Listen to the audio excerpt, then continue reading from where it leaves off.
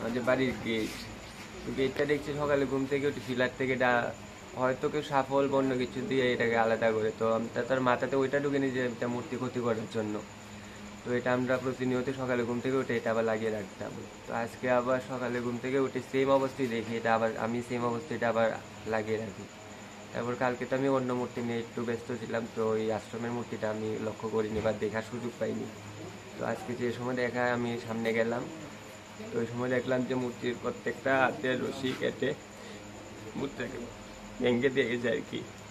জানি না এটা কি জন্য করলো, যে বা যারা এটা করেছে মনুষ্যত্ব বোধ থাকলে হয়তো বা এটা করতো না।